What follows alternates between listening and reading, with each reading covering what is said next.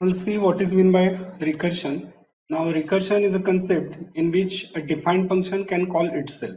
Okay? Recursion is a mechanism in which a defined function can call itself. So it is somewhat like this. Suppose this is your show function. We can call the show function from show function itself. So that is what is meant by recursion.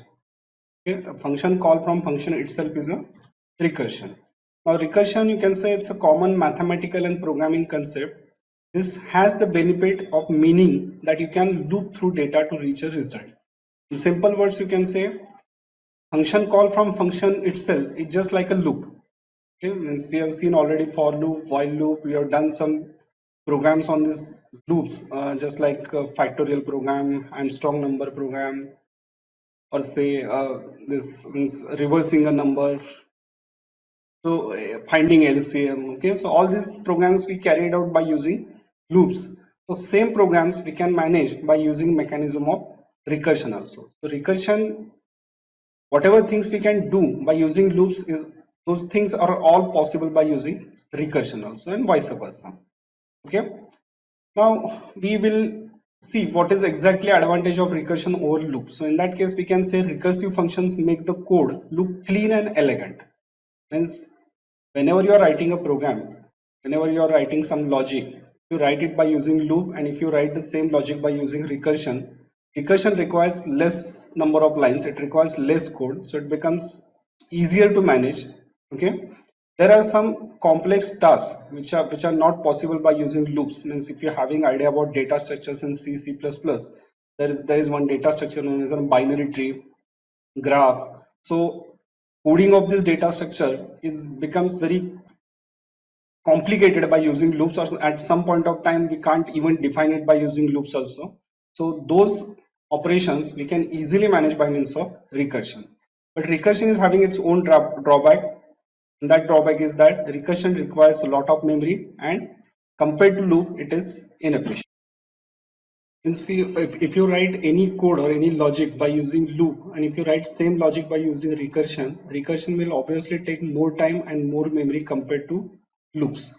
So finally we can make conclusion like this: if any code is easily possible in loop, then loop is always a better idea. But there are some situations where writing code using recursion becomes very easy compared to loops. So in that case, we can forget about inefficiency in memory, and we can go with recursion here. So see how we can write a recursive function over here. Now this is what is meant by recursion. As we said, call a function from function itself. Suppose this function takes one parameter n, and here we are printing value of n. See, what we are expecting is we just want to print values like 10, 9, 8, 7 up to 1. So that is what we want to manage by means of recursion here. We're calling this function by say show 10. So this is how we are calling this function. Print n, so it will print value 10. Now we will call same function again by saying show n minus 1. So again a function call with show 9, so it will print 9. Again with 8, 7, 6, so it will come up to 1. Now when show function, it's like when function call becomes like this, okay, it will print value 1, and now n minus 1 means 0. Now we are calling this function saying show 0. So in that case, we just want to stop this procedure of recursion. So it's like a breaking loop. Okay, we just want to stop this procedure. For that purpose, here we are just giving one condition like if n becomes 0, return. Means when value of n becomes 0, we don't want to call this function again. So every recursive code will always have one such a condition to stop this function call and come out of this recursion here, like a loop condition. Okay, so just check, we print 10, 9, 8 up to 1. Okay, and if we forget to write down anything like this, this will be an infinite procedure. Means if you forget, you can see it becomes infinite procedure, and it stop at some point by providing error to you. So every recursive call will always have one condition where we are stopping this procedure of calling this function to function. And see these two examples using recursion. Okay, now this first first program of factorial of a number that we already implemented using loop. Now same code we want to write down by using recursion. Okay, so we have seen factorial program many times. We have seen it in loops. We have seen it in using function. Factorial we are calculating somewhat like this. Now same code we want to manage by using recursion here. So we'll go with same function, modify here. So this is my function phi.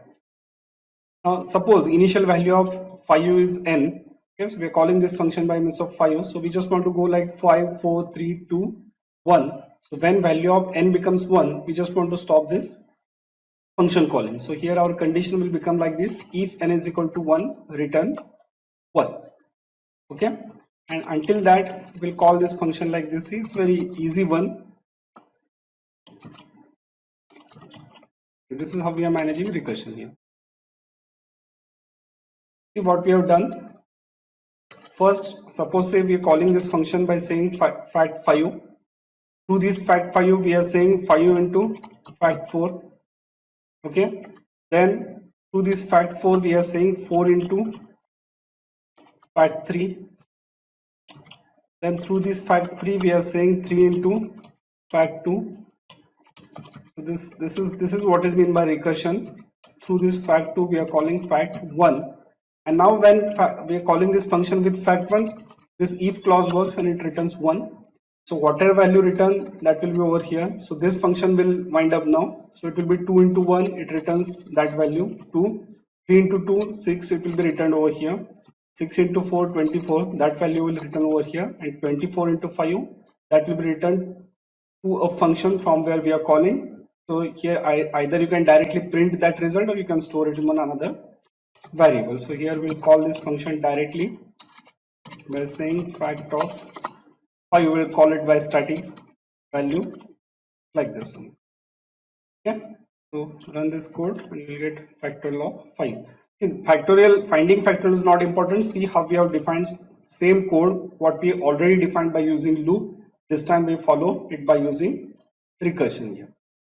Now we'll see one another program to convert a decimal to binary using recursion.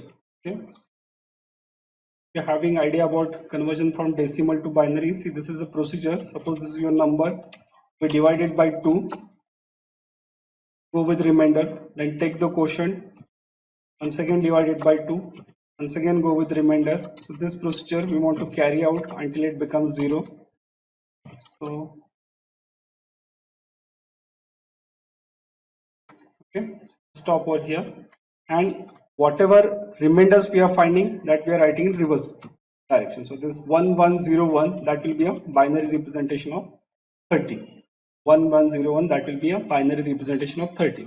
So same procedure we want to imply by using recursion. So we'll write one function like say decimal to binary.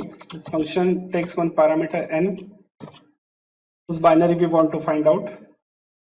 So this procedure what we have seen of dividing that number by 2, we just want to carry out until this number is greater than 1.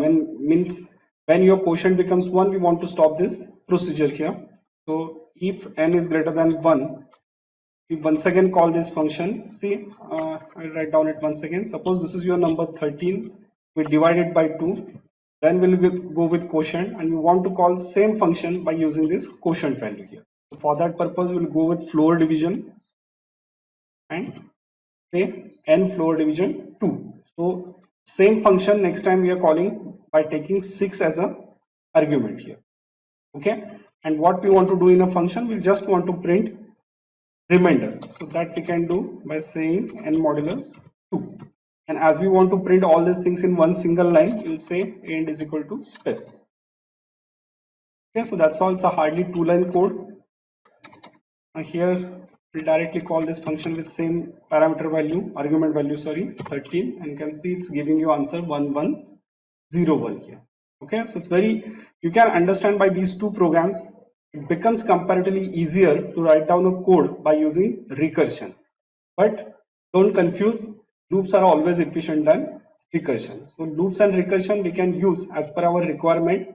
Loops are efficient but it becomes complicated at some time. Recursion is easier to write, but it is inefficient. It takes a lot memory.